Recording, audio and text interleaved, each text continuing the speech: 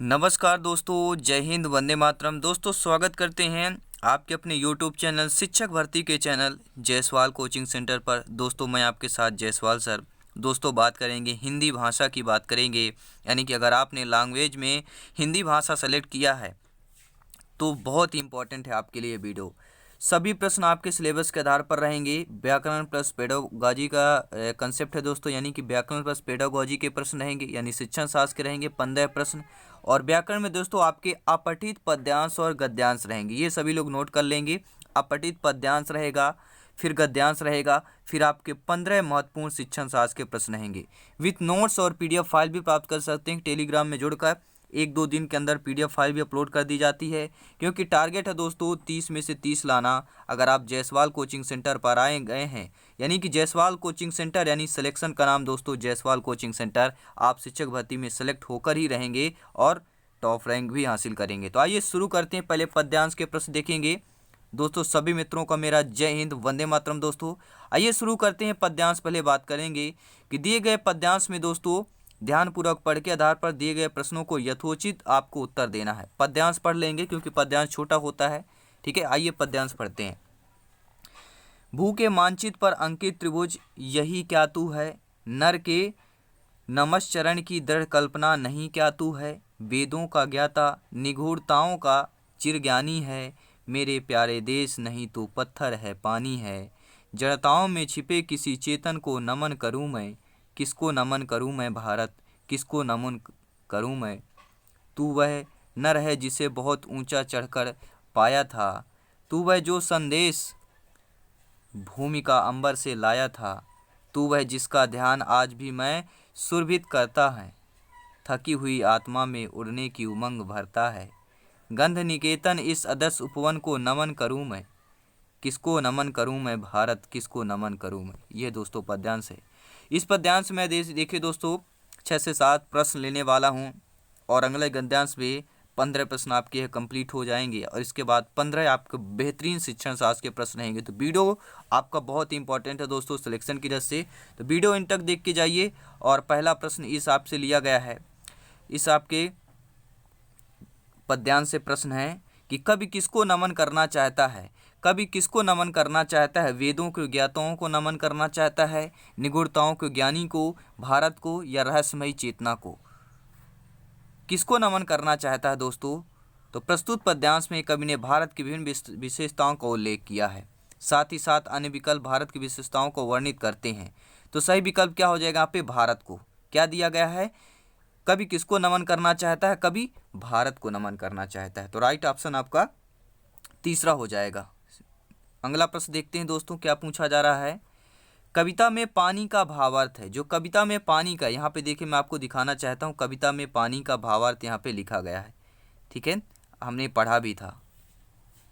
ये देखिए, ये लाइन देखिए, वेदों का ज्ञाता निगूढ़ताओं का चिर ज्ञानी है, मेरे प्यारे देश नहीं तो पत्थर है पानी। यहाँ पे जो पानी है, यही प्रश्न यहाँ पे उठा लिया गया दोस्तों, आपके पद्यांश से पूछा गया है कि कविता में पानी का भावार्थ क्या है। सम्मान है, उदार है, नदी का पानी अस्थिर है। तो कविता में जो पानी का भावार्थ है वह उदार के समान है। किसके समान है? उदार के समान है।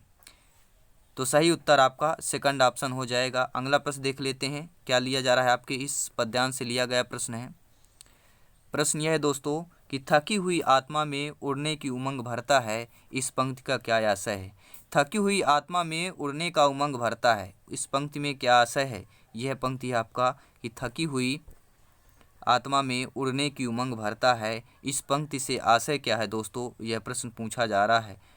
आशय क्या है? तो थकी हुई आत्मा से उड़ने की उमंग भरता है, इस पंक्ति से आशय यह है कि जीवन में नवीन आशाओं का संचार करना और निराशा के भावों को समाप्त करना। यानी पहला और तीसरा सही होगा, यानी फोर्थ ऑप्शन आपका सही हो जाएगा।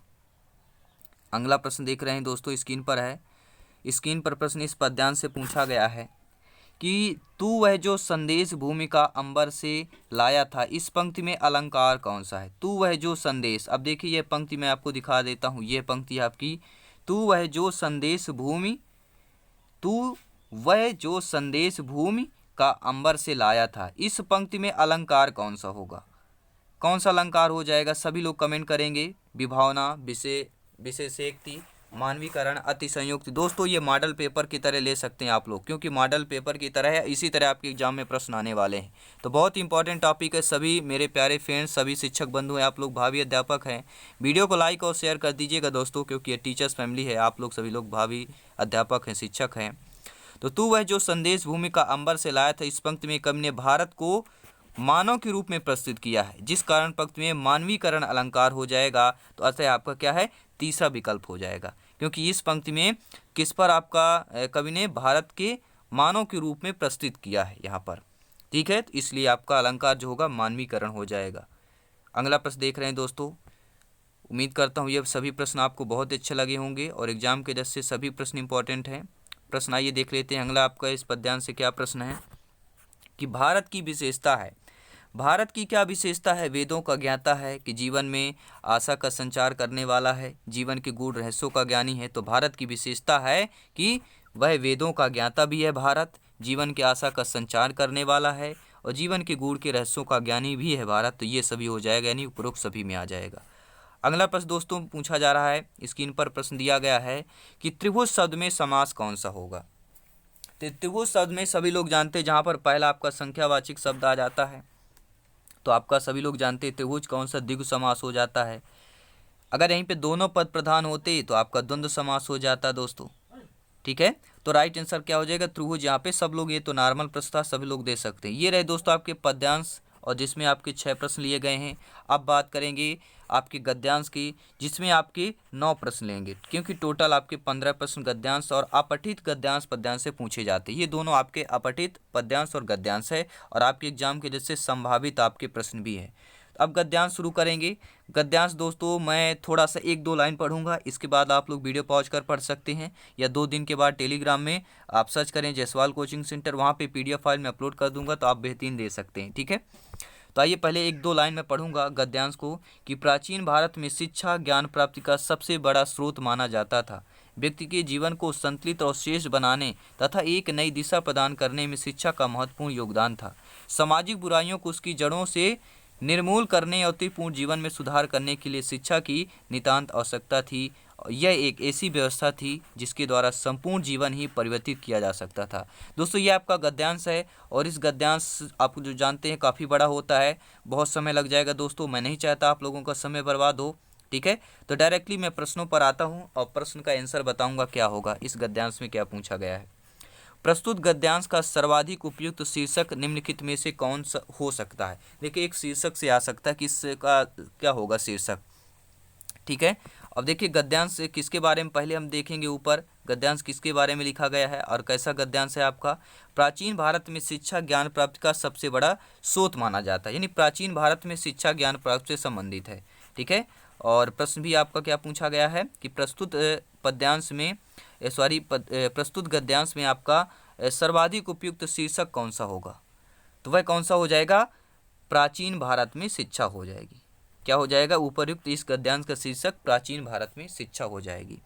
अगला प्रश्न क्या है, प्राचीन काल में विद्यार्थियों के कर्तव्य निम्नलिखित में से कौन से होते थे। जो प्राचीन काल होता था दोस्तों, उसमें जो विद्यार्थियों के कर्तव्य कैसे होते थे, ब्रह्मचर्य का पालन करना, गुरु के साथ रहना, गुरु की सेवा करना, गृहस्थ जीवन व्यतीत करना। अब इनमें से बताना कौन सा ऑप्शन होगा दोस्तों। ठीक है, तो देखिए ब्रह्मचर्य का पालन करना होता था, गुरु के साथ रहना भी होता था, और गुरु की सेवा करना, ये प्राचीन काल विद्यार्थियों के कर्तव्य होते थे। ABC तीनों कर्तव्य होते थे। ठीक है, तो आपका कौन सा सेकंड ऑप्शन हो जाएगा, क्योंकि गृहस्थ जीवन व्यतीत करना यह यहाँ पे नहीं होता था। ठीक है, तो आपके ABC 3 ही ऑप्शन है, तो आपका सेकंड ऑप्शन सही हो जाएगा, जिसमें आपके विद्यार्थियों के कर्तव्य जो होते थे प्राचीन काल पर ABC ऑप्शन होते थे। अगला प्रश्न गद्यांश से पूछा गया है, इंपॉर्टेंट सभी प्रश्न दोस्तों। उम्मीद करता हूँ आप लोग वीडियो को लाइक भी कर रहे होंगे साथ ही साथ। प्रश्न अगला है सभी मित्रों को दोस्तों, जय हिंद वंदे मातरम। शिक्षक भर्ती में सिलेक्शन पाना है भैया, तो सब्सक्राइब जरूर कर लेंगे, क्योंकि सब्सक्राइब करना इंपॉर्टेंट नहीं है, इंपॉर्टेंट है आपके पास वीडियोज पहुंचना, आपके एग्जाम पैटर्न पर सिलेबस और एग्जाम पैटर्न पर क्वेश्चन बेहतरीन करवाना, आपके संभावित प्रश्न भी हों दोस्तों। तो आइए शुरू करते हैं। तीसरा प्रश्न, प्राचीन काल में विद्या का आरंभ जो है जिस संस्कार से होता था, उसके बारे में वर्णन किस ग्रंथ में मिलता है। अब इस गद्यांश में आप ढूंढेंगे तो आंसर भी मिल जाएगा। ठीक है, लेकिन ये नॉलेज भी होना चाहिए कि जो प्राचीन काल में विद्या का आरंभ जिस संस्कार से होता था, तो उसके बारे में वर्णन किस ग्रंथ में मिलता है? तो यह वर्णन दोस्तों आपके मनुस्मृति ग्रंथ में मिलता है। किस ग्रंथ में मिलता है? जो प्राचीन काल के विद्या आरंभ होते थे, जिस संस्कार से होता था, उसके बारे में मनुस्मृति ग्रंथ में आपको मिल जाएगा।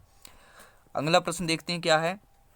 निम्नलिखित में से कौन सा कथन असत्य है? अब देखिए इस पर पढ़ेंगे, ये बहुत बड़ा इंपॉर्टेंट है और टॉपिक है, और ये समझ सकते हैं कितना कठिन प्रश्न है, क्योंकि पूरे गद्यांश को पढ़ना, उसमें से समझना, तो यहाँ पहले सिलेक्शन की दृष्टि से बहुत इंपॉर्टेंट है। तो देखिए कौन सा कथन, आइए पहले देखेंगे असत्य कौन सा है। देखिए ठीक है, देखिए छंदो योग उपनिषद के अनुसार अरुण का पुत्र श्वेत केतु था, ये आप गद्यांश पढ़ेंगे पता चल जाएगा। ब्रह्मचर्य के लाभ का उल्लेख सतपथ ब्राह्मण में है, बिल्कुल सही बात है। भारतीय मनीषियों ने शिक्षा को समाज की आधारशिला के रूप में स्वीकार किया, सही बात है। प्राचीन भारत में मनुष्य का उत्थान धर्म कर्म में लीन रहकर ही संभव था, ये आपका गलत दिया गया है। देखिए इसमें आपको देखिए गद्यांश भी पढ़ने की जरूरत नहीं, आप लोग अपने आप समझ सकते हैं कि प्राचीन भारत में जो है मनुष्य का उत्थान जो है धर्म कर्म में लीन रहकर ही संभव होता। ऐसा नहीं था कि जो व्यक्ति धर्म और कर्म पर लीन रहे वही उसका कल्याण हो सकता है, ऐसा नहीं है।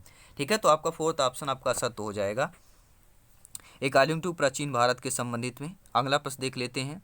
अगला प्रश्न स्क्रीन पर है, 5वां प्रश्न है। क्या पूछा जा रहा है कि प्राचीन भारत में शिक्षा होती थी। प्राचीन भारत से संबंधित आपका यह गद्यांश है। तो प्राचीन भारत में कैसी शिक्षा होती थी दोस्तों? तो प्राचीन भारत में दोस्तों आपकी जीवन की वास्तविकताओं से परिपूर्ण शिक्षा होती थी। प्राचीन भारत में जो शिक्षा होती थी वह जीवन के वास्तविकताओं से परिपूर्ण शिक्षा होती थी। और अगला प्रश्न है, प्रस्तुत गद्यांश में निम्नलिखित में से किस ग्रंथ का उल्लेख नहीं है? अब इस गद्यांश में पढ़ेंगे, अब ये इंपॉर्टेंट आपका क्वेश्चन है, बहुत इंपॉर्टेंट है। और इस प्रकार के जो प्रश्न करते हैं 100 में से एक दो ही आपके कैंडिडेट कर देते हैं, उनका भैया सिलेक्शन नहीं, वो टॉप रैंक हासिल करने वाले व्यक्ति होते हैं। तो आइए देख लेते हैं कैसे इस क्वेश्चन को सॉल्व करेंगे। तो प्रस्तुत गद्यांश में से किस ग्रंथ का उल्लेख नहीं है दोस्तों? तो आपको आइए देखिए सतपथ ब्राह्मण का उल्लेख है, मनुस्मृति का मैंने अब पहले ही बताया कि इसका उल्लेख है, और आपके छंदोयोग क्या लिखा है, छंदोग्यो उपनिषद का भी यहाँ पर प्रयोग हुआ है, ठीक है, उल्लेख किया गया है, लेकिन कठोपनिषद का यहाँ पर उल्लेख नहीं किया गया है। तो आपका फोर्थ ऑप्शन सही हो जाएगा। देखिए अब इंपॉर्टेंट प्रश्न है, 7वां प्रश्न इंपॉर्टेंट है। ये तीनों प्रश्न आपके व्याकरण से संबंधित है, तो इंपॉर्टेंट है कि उपनयन शब्द में कौन सा समास होगा। उपनयन की बात आ गई, उपनयन में कौन सा समास होगा? तो अव्ययी भाव समास होगा। उपनयन कौन सा समास हो जाएगा? अव्ययी भाव समास होगा। और सैद्धांतिक शब्द कैसा है? क्या संज्ञा है, क्रिया है, विशेषण है, क्रिया विशेषण है? तो सैद्धांतिक शब्द आपका कैसा है दोस्तों? तो यह आपका एक विशेषण है। कैसा शब्द है? सैद्धांतिक शब्द आपका विशेषण है। और अगला प्रश्न पूछा गया है कि आध्यात्मिक का संधि विच्छेद क्या होगा? आध्यात्मिक का संधि विच्छेद क्या होगा? सभी लोग कमेंट के माध्यम से बताएंगे दोस्तों। अधिधन आत्मिक बराबर आध्यात्मिक हो जाएगा। क्या हो जाएगा? अधिधन आत्मिक बराबर आपका आध्यात्मिक हो जाएगा। राइट ऑप्शन बी होगा। ये प्रश्न गद्यांश, अपठित गद्यांश पद्यांश आप लोगों को कैसे लगे दोस्तों, कमेंट बॉक्स में जरूर बताएं। और ऐसे ही क्लासेस देखना चाहते हैं तो आज जरूर सब्सक्राइब कर लीजिएगा और बेल आइकन प्रेस करें, ताकि अगला जो वीडियो आए आप लोग एक भी वीडियो मिस ना करें और सिलेक्शन बेहतरीन आप क्लियर करें और अपना सपना, अपने परिवार का सपना पूरा करें। अब बचता है भैया 15 प्रश्न आपके शिक्षण शास्त्र के आ चुके हैं, स्क्रीन पर ला चुके हैं। 15 बेहतरीन प्रश्न रहेंगे शिक्षण शास्त्र के, सभी प्रश्न इंपॉर्टेंट है। पहला प्रश्न क्या है देखते हैं। सीखना किसी स्थिति के प्रति को दर्शाता है। किसको दर्शाता है? जो सीखना होता है किसी स्थिति के प्रति दर्शाता है। अभिक्रिया की स्थिति के प्रति, सक्रिय प्रतिक्रिया के प्रति को दर्शाता है, प्रक्रिया के, या इनमें से कोई नहीं। तो सीखना किसी स्थिति के प्रति जो है दोस्तों वह सक्रिय प्रतिक्रिया को दर्शाता है। किसका? सीखना किसी स्थिति के प्रति सक्रिय प्रतिक्रिया को दर्शाता है। अगला प्रश्न देख लेते हैं क्या पूछा जा रहा है कि अधिगम के संदर्भ में कौन सा कथन सही नहीं है। आपका निगेटिव प्रश्न हो गया, अधिगम के संबंध में पूछा गया है। तो अधिगम के संबंध में कौन सा कथन सही नहीं है? कथन से एक दो प्रश्न जरूर पूछे जाते हैं। देखिए व्यक्ति के सर्वांगीण विकास में सहायक होता है अधिगम, बिल्कुल सही बात है।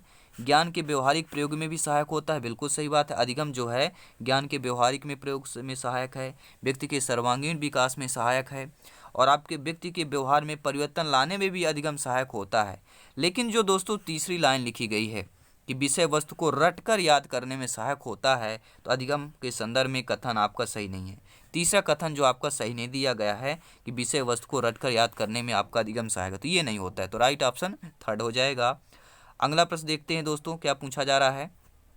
प्रश्न इंपॉर्टेंट है कि भाषाई योग्यता के अंतर्गत आते हैं, जो भाषाई योग्यता होती है उसके अंतर्गत कौन कौन से आते हैं। मौखिक अभिव्यक्ति, अभिव्यक्ति, सांकेतिक अभिव्यक्ति, लिखित अभिव्यक्ति या ये सभी। तो भाषाई योग्यता के अंतर आपके देखिए मौखिक अभिव्यक्ति भी आता है, सांकेतिक अभिव्यक्ति भी आता है और लिखित अभिव्यक्ति भी आता है, यानी कि उपरोक्त सभी हो जाएगा। अगला प्रश्न ले रहे हैं दोस्तों, स्क्रीन पर है। प्रश्न सभी इंपॉर्टेंट है क्योंकि सभी संभावित प्रश्न हैं और आपके सिलेबस पर आधारित प्रश्न हैं या शिक्षक भर्ती यानी टीटी एग्जाम में पूछे गए प्रश्न हैं। तो चॉम्स्की के अनुसार भाषा सीखने के क्रम में खोज भी 7 साल चलती रहती है। दोस्तों चॉम्स्की के अनुसार जो है भाषा सीखने के क्रम में किसकी खोज 7 साल चलती रहती है। वैज्ञानिक की खोज, सामाजिक की, वाचक तंत्र की या व्यवहारिक की। तो किसकी खोज 7 साल चलती रहती है, तो राइट ऑप्शन हो जाएगा वैज्ञानिक। ठीक है, चॉम्स्की के अनुसार भाषा सीखने के क्रम में वैज्ञानिक खोज भी साथ साथ चलती रहती है। अगला प्रश्न देख रहे हैं, आत्मसातीकरण और समायोजन के माध्यम से बच्चा कई रूपरेखाओं का निर्माण करता है। यह विचार किसका है, यह स्टेटमेंट किसका है दोस्तों कि आत्मसातीकरण और समायोजन के माध्यम से बच्चा कई रूपरेखाओं का निर्माण करता है। तो यह किसका विचार है, तो ये आपके दोस्तों राइट ऑप्शन हो जाएगा जीन पियाजे जी का विचार है। किसका विचार है, जीन पियाजे जी का विचार है। अगला प्रश्न ले रहे हैं, स्क्रीन पर प्रश्न है, इंपॉर्टेंट सभी प्रश्न हैं। वीडियो को लाइक शेयर भी करते जाएंगे दोस्तों साथ ही साथ, क्योंकि सिलेक्शन का नाम जायसवाल कोचिंग सेंटर है दोस्तों, क्योंकि आपके सिलेबस के आधार पर सभी प्रश्न मिलते हैं और बेहतरीन क्लास जा रही है, आप लोगों को पसंद। और मध्य प्रदेश की पहला पसंद ऑनलाइन क्लास आपका जायसवाल कोचिंग सेंटर बन चुका है दोस्तों इस वर्ष। आप सभी लोगों का धन्यवाद करते हैं। आइए प्रश्नों की बात करेंगे कि बाल्यावस्था में किसी वस्तु तक पहुंचने, उसे पहचानने, बिना किसी सहारे के खड़े होने आदि किस प्रकार का अधिगम कहलाता है। तो दोस्तों बाल्यावस्था में किसी वस्तु तक पहुंचने, उसे पहचानने, बिना किसी सहारे के खड़े होना, यह जो आपका अधिगम है यह कहलाता है क्रियात्मक। कैसा अधिगम कहलाएगा, किस प्रकार का अधिगम है, आपका क्रियात्मक है। क्योंकि बाल्यावस्था जो होती है दोस्तों, किसी वस्तु तक पहुंचना, तो कैसे पहुंचेगा, उसे कैसे पहचानेगा, और बिना किसी सहारे से खड़े हो जाना, वस्तु को पहचानना, फिर है उस तक पहुंचना वस्तु पर, और बिना किसी सहारे के खड़ा होना। तो ये जो अधिगम कहलाता है यह क्रियात्मक अधिगम कहला जाएगा। अगला प्रश्न ले रहे हैं, स्क्रीन पर है। प्रश्न इंपॉर्टेंट है कि विचारात्मक अधिगम के अंतर्गत कौन आता है भैया, कौन सा ऑप्शन सही होगा। विचारात्मक अधिगम के अंतर्गत पूछा गया है, तो विचारात्मक अधिगम के अंतर्गत जो ऑप्शन होगा कि बौद्धिक क्षमताओं का प्रयोग करते हैं। ठीक है, विचारात्मक अधिगम के अंतर्गत दोस्तों बौद्धिक क्षमताओं का प्रयोग किया जाता है और प्रयोग करते हैं। अगला प्रश्न है, बेहतरीन 15 प्रश्न है। 8वां प्रश्न देखते हैं, संकेतों, चित्रों, शब्दों इत्यादि के माध्यम से अधिगम किया जाता है। क्रियात्मक अधिगम में, शाब्दिक में, समस्या समाधान में, इन सभी में। तो दोस्तों संकेतों, चित्रों, शब्दों या इन सभी के माध्यम से जो अधिगम किया जाता है वह होता है शाब्दिक अधिगम में। किस अधिगम में किया जाता है, संकेतों, चित्रों, शब्दों का माध्यम जो है अधिगम में शाब्दिक अधिगम में, क्योंकि शब्दों के आधार पर संकेत, चित्र और शब्द, ठीक है, शब्द भी दिया गया है तो आप समझ सकते हैं, तो आपका शाब्दिक अधिगम हो जाएगा। अगला प्रश्न ले रहे हैं दोस्तों, प्रश्न इंपॉर्टेंट है कि जीन पियाजे जी के अनुसार भाषा अधिगम व अर्जन के संदर्भ में कौन सा कथन सही है। यानी जीन पियाजे जी ने भाषा अधिगम व अर्जन के संबंध में कौन सा कथन बोला था या कौन सा कथन बिल्कुल राइट है। तो जीन पियाजे जी ने दोस्तों भाषा अधिगम व अर्जन के संदर्भ में क्या बोला था दोस्तों, तो वह आपका राइट आंसर है कि परिवेश के साथ अंतःक्रिया से विकसित होती है। पियाजे जी के अनुसार भाषा अधिगम व अर्जन जो है परिवेश के साथ अंतःक्रिया से विकसित होती है, यह कहा था, तो राइट ऑप्शन सेकंड हो जाएगा। अगला प्रश्न आ गया, स्क्रीन पर है। वीडियो को लाइक शेयर करते जाएंगे दोस्तों। सभी मित्रों का, सभी गृहिणियों का, सभी भाई बहनों का शिक्षक भर्ती के चैनल जायसवाल कोचिंग सेंटर पे धन्यवाद। सभी का तहे दिल से स्वागत अभिनंदन करते हैं दोस्तों। आप सभी लोग राष्ट्र निर्माता में सहयोग हैं, क्योंकि शिक्षक राष्ट्र निर्माता में बहुत बड़ा योगदान होता है। तो उन सभी शिक्षकों का, आप सभी भावी शिक्षकों का मेरा तहे दिल से नमन है दोस्तों। कि पावलाव के प्रयोग में कौन सा कारक सबसे महत्वपूर्ण होता है दोस्तों, पावलाव के प्रयोग में कौन सा कारक सबसे महत्वपूर्ण है। उद्दीपन, आंकड़ा, अवधारणा, संकल्पना। पावलाव के प्रयोग में कौन सा कारक सबसे महत्वपूर्ण है, तो वह कारक हो जाएगा उद्दीपन। कौन सा कारक महत्वपूर्ण है? उद्दीपन कारक पावलोव के प्रयोग में सबसे महत्वपूर्ण कारक आपका उद्दीपन है। अगला प्रश्न स्क्रीन पर आ चुका है। प्रश्न यहाँ पे सिलसिला जारी रहेगा दोस्तों, प्रश्नों का सिलसिला जारी रहेगा क्योंकि सिलेक्शन पाना है दोस्तों। जी हाँ, बच्चों में भाषा का विकास नहीं होता है। देखिए, जो बच्चों में भाषा का विकास किससे नहीं होता है? कक्षा कक्ष से, समाज से, पाठ्य पुस्तकों से, या इनमें से कोई नहीं? तो नहीं होता है भैया। किससे नहीं होता है? बच्चों में जो भाषा का विकास है वह किससे नहीं होता है? देखिए, कक्षा कक्ष से बच्चों में भाषा का विकास होता है, समाज से भी होता है और पाठ्य पुस्तकों से भी होता है। तो ये आपके तीनों से होता है, यानी कि इनमें से कोई ऐसा भी ऑप्शन नहीं है। तो फोर्थ ऑप्शन राइट हो जाएगा। अगला प्रश्न ले रहे हैं दोस्तों, भाषा के साथ जो है का ही परिणाम है। राइट ऑप्शन क्या होगा? भाषा जो है किसके साथ किसका परिणाम है? तो भाषा जो है दोस्तों वह आपका समाज, ठीक है, यहाँ पे आपका समाज आएगा। भाषा जो है आपका समाज के साथ संपर्क का परिणाम है। क्या हो जाएगा यहाँ पर? संपर्क का, ठीक है, यानी कि थर्ड ऑप्शन सही हो जाएगा। भाषा जो है समाज के साथ संपर्क का ही परिणाम है, ठीक है, तो थर्ड ऑप्शन राइट होगा। अगला प्रश्न स्क्रीन पर है, प्रश्न इंपॉर्टेंट है, ध्यान दीजिएगा। प्रश्न क्या पूछा गया है?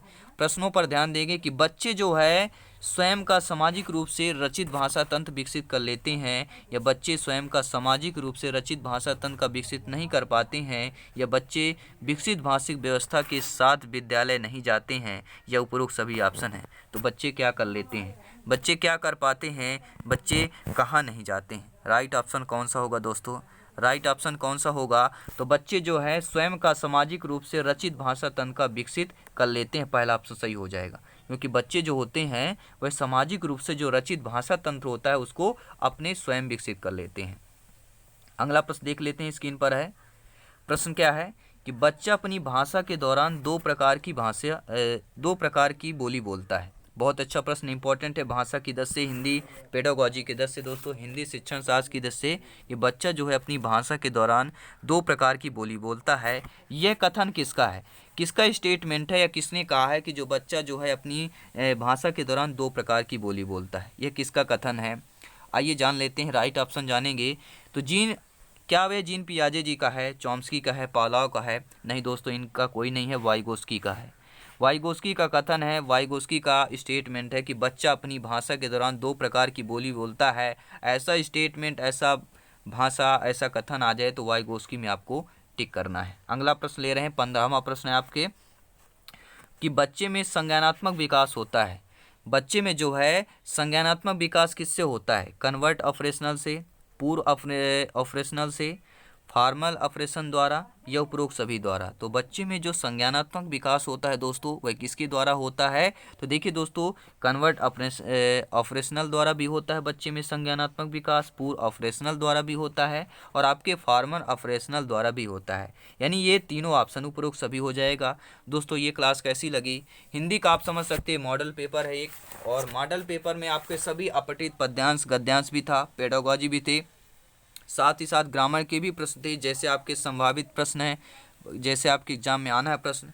तो उम्मीद करता हूं दोस्तों आप लोगों को यह क्लास बहुत अच्छी लगी होगी, और ऐसे ही क्लास, इससे बेस्ट क्लास और सिलेक्शन वाली क्लास देखना चाहते हैं ज़रूर ज्वाइन करें, ज़रूर यहां पे विजिट करें और देखें क्या वाकई में बेहतरीन तैयारी चल रही है।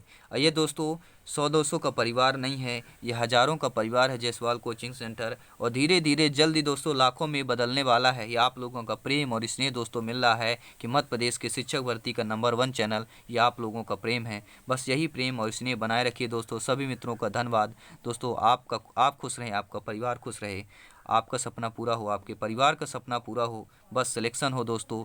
और अपना टारगेट है आप लोगों का